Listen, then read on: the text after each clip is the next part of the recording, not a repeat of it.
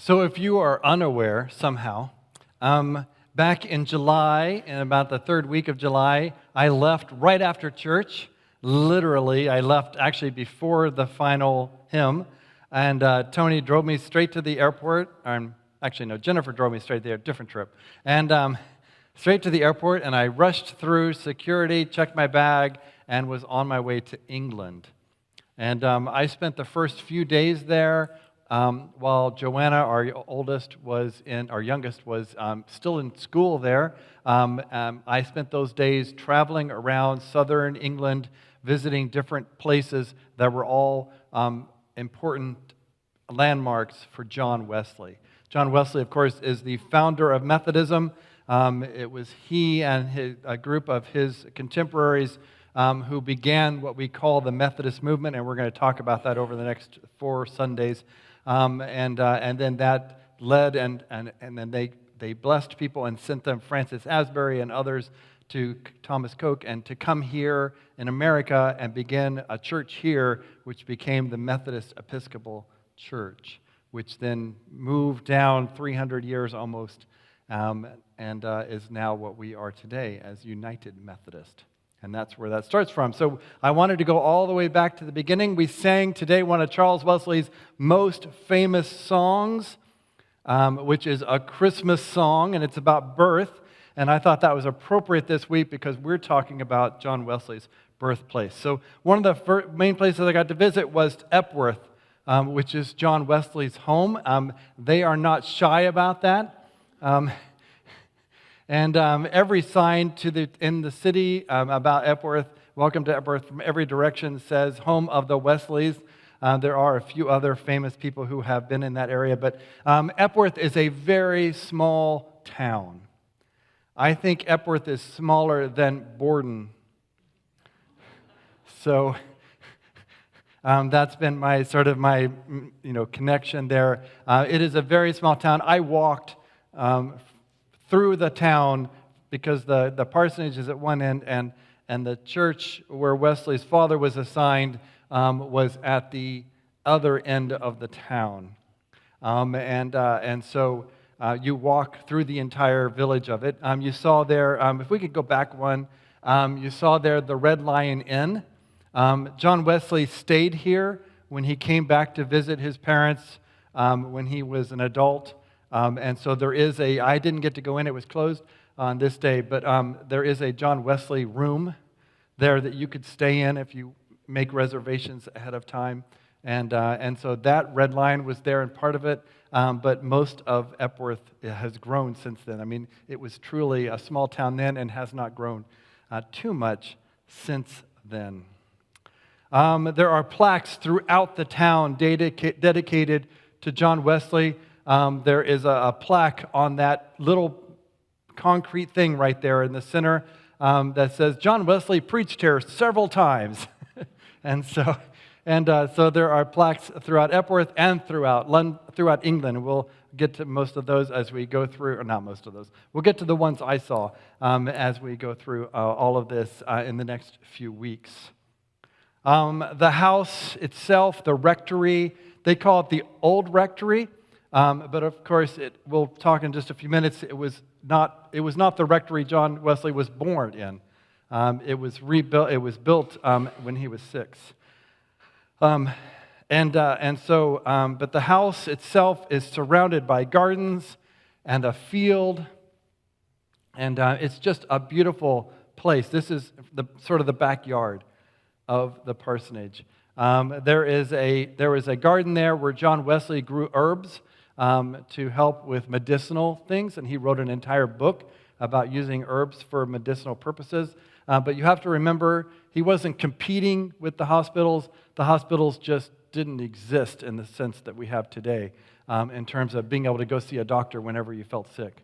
And so that just was not a reality for the people of John Wesley's time 300 years ago. And so they needed some way of helping one another and doing first aid and doing those kind of things that would help. And so he was very much into that. There was also a field that is part of their land, but you can't see it, so it's hard to get a picture of it. The original rectory, the rectory is what they use in England. We call it a parsonage. The original rectory was a thatched roof, so made out of straw and grass, with wood beams. It caught fire in 1702 and burned nearly the entire roof off. Samuel Wesley ended up in debtor's prison. So this is John Wesley's father, a pastor, ended up in debtor's prison because he had spent money to replace the roof, and two, the field which provided them income had a really bad harvest one year. And so he was in debtor's prison for 4 months until he wrote to his bishop and convinced him to pay off his debt. So they were not a rich family. They were not a family of having many things. In 1709, so John Wesley was born in 1703. At the age of 6, in 1709, a second fire consumed the entire house. The Wesleys were not popular, so there's some debate about what started the fire. Now, we already had a fire in 1702, right? So it's very possible that the same thing started this fire. But what happened was that in the 1600s, King Charles I commanded that all of these swamps, all of the marsh area around Epworth and all the way out to the sea would be drained.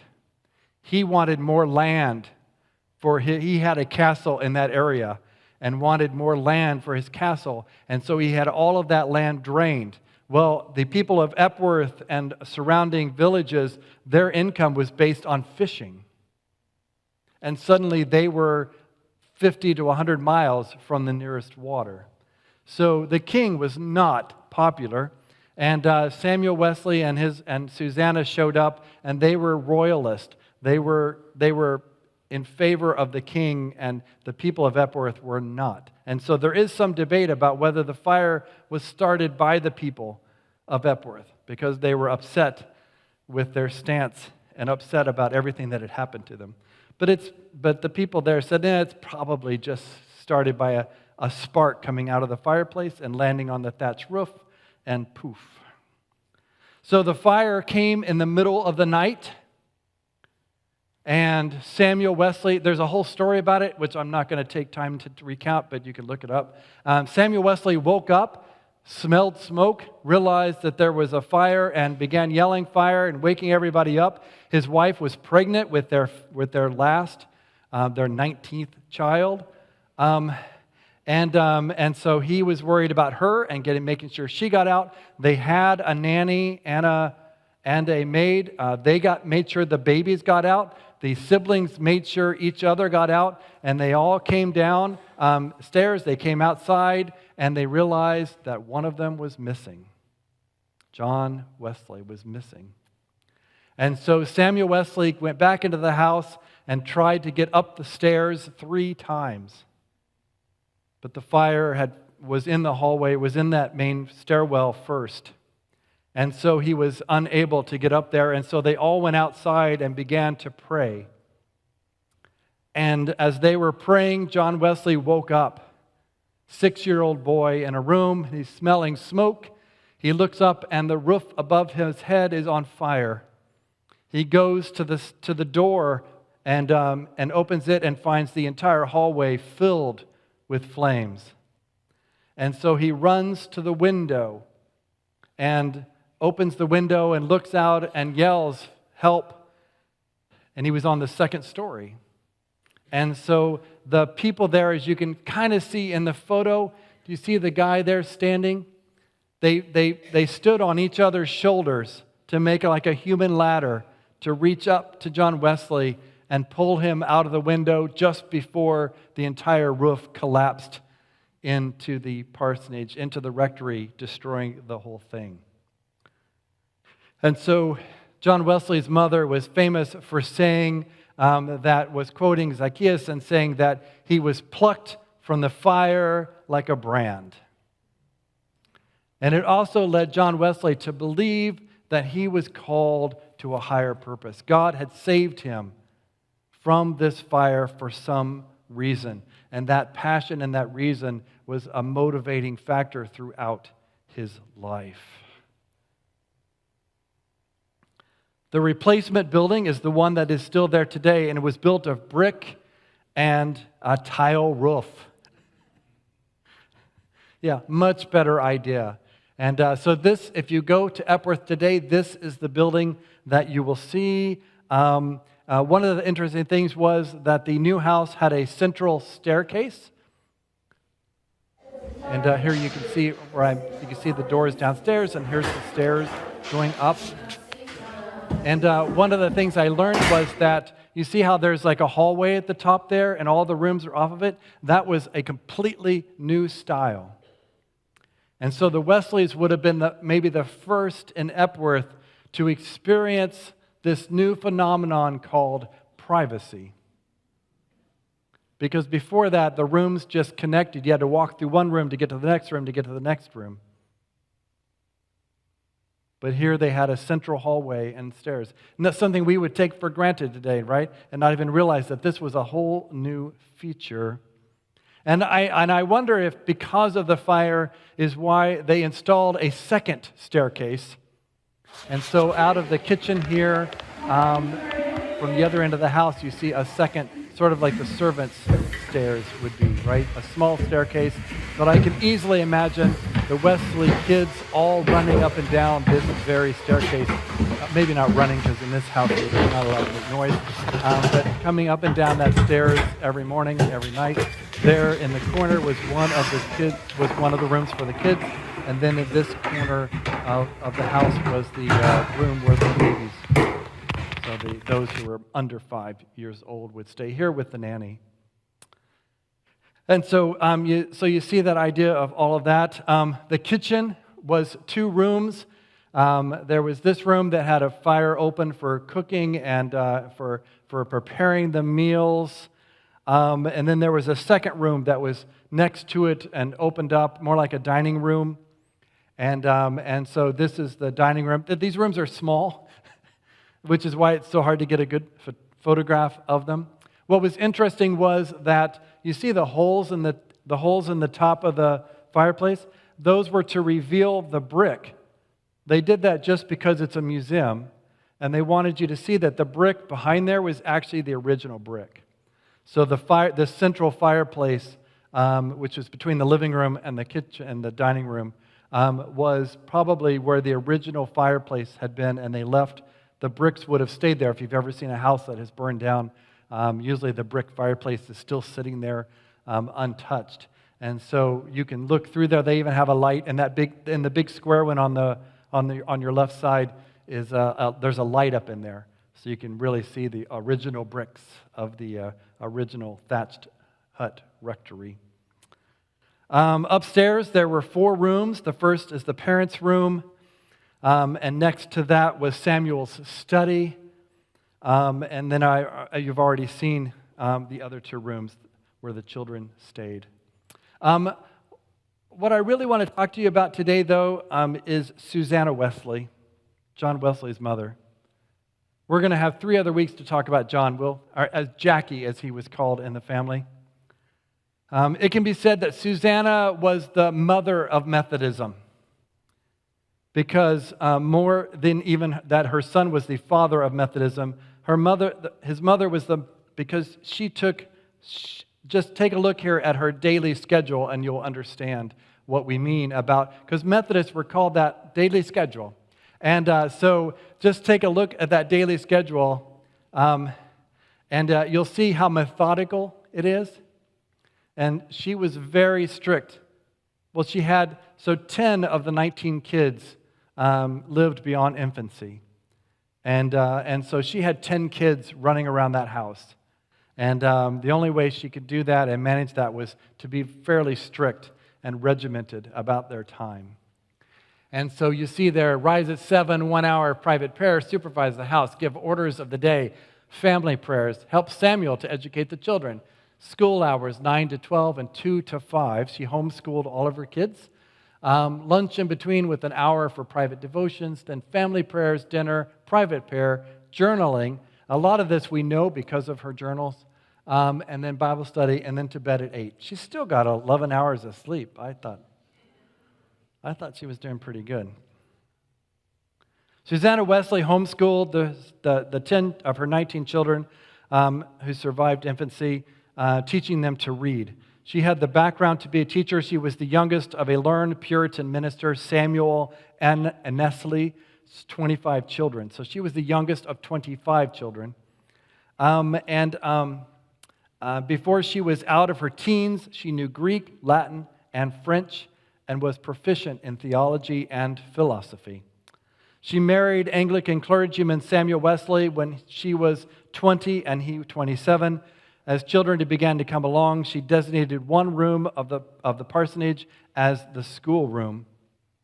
In that room, there was to be no loud talking and no coming and going except for good cause.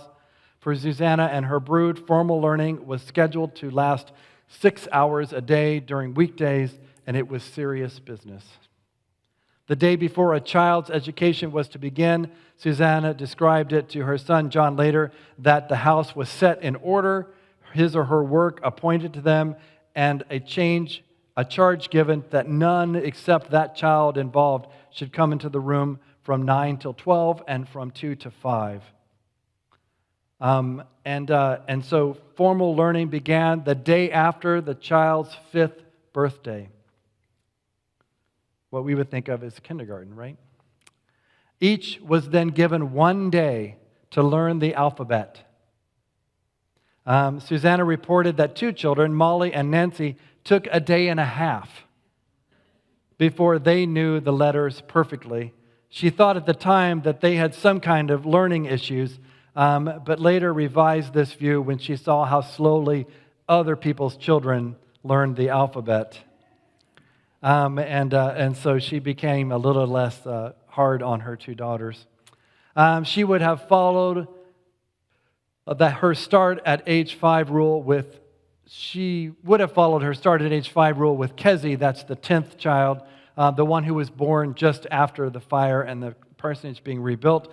But she complained in a letter to John that her husband overruled her and insisted that she be started earlier. And she reported that Kezzy was more years learning than any of the rest had been months. Isn't it always the case that the youngest gets spoiled? Yes. Okay, I thought that was funny. Okay, never mind. As soon as the children had learned the alphabet, they began in the first chapter of Genesis by spelling and reading a line, then a verse, then 2 verses, and so on. And once they could begin this process and accomplish it, then they were returned to everyone else who was learning and doing similar things. They never left a lesson until they could do it perfectly. As Susanna wrote, it is almost incredible what a child may be taught in a quarter of a year by vigorous application, if the child has but a tolerable capacity and good health.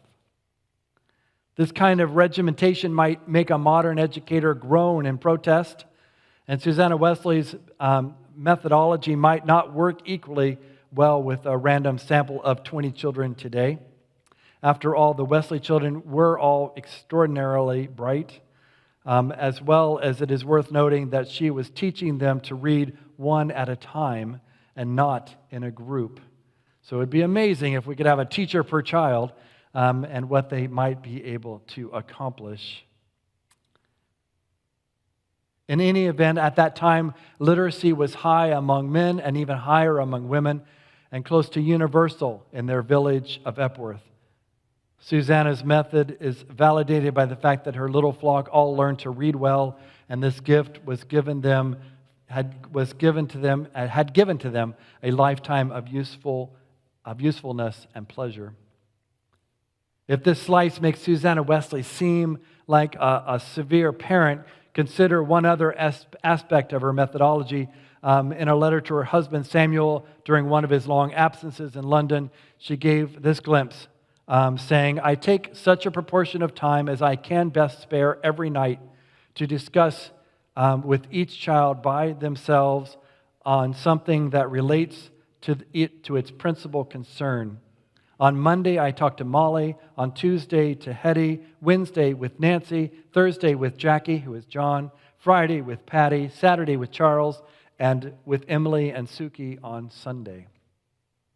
So she had this regimented time, and she was very focused, but she also gave the children this one-on-one, I am completely focused on you for the next hour or so, and we can talk about what is on your heart. And what an amazing gift to be able to give. I mean, she was able to stay home, right? And, this was long, hundreds of years before the two working parent model that we're sort of forced into today in order to have enough money to survive. But you can definitely see where John learned to be methodical, because this is what he grew up with. One could argue that Suzanna definitely was the mother of Methodism. In our scripture today, its focus begins on worry. It says, do not worry. Look at all the birds in the air. Do they worry about things? No, they just go about their lives, and God provides for them all that they need. And then he says, look at the flowers in the field. And these are flowers actually in the garden there at the old rectory. What do they, look how pretty they are. Look how God has dressed them. Why do you worry about clothes? We are so pretty in the way God has created us. And then the scripture ends with this verse in verse 33. But seek first the kingdom of God and his righteousness, and all these other things will be given to you as well. There was a focus in this family on God and his righteousness. And though they had very little, they were a family that John Wesley went through his entire life wanting to get back to, talking very fondly of. We might think, well, he was like in the army.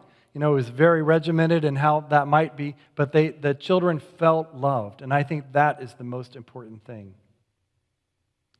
They knew they were loved, and they knew that God loved them.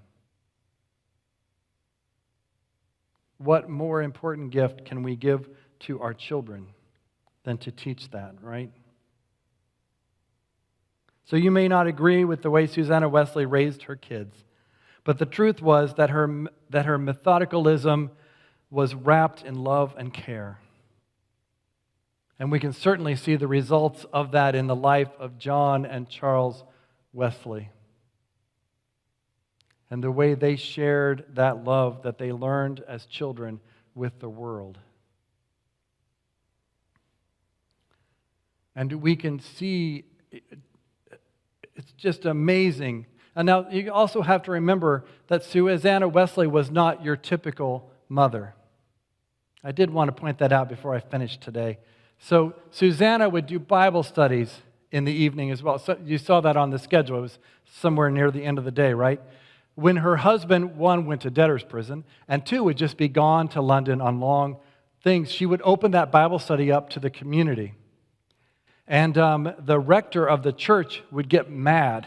One, that a woman was leading a public Bible study, and two, she was having a much higher showing of people than he was in the church. So the rector was the assistant, right? The assistant pastor, and he was running the church while Samuel was away and was complaining. And so Samuel wrote to his wife and said, you need to stop this. You need to stop having this Bible study. It's not seemly. It's not right. People are complaining. And Suzanna said, I have received this calling from God.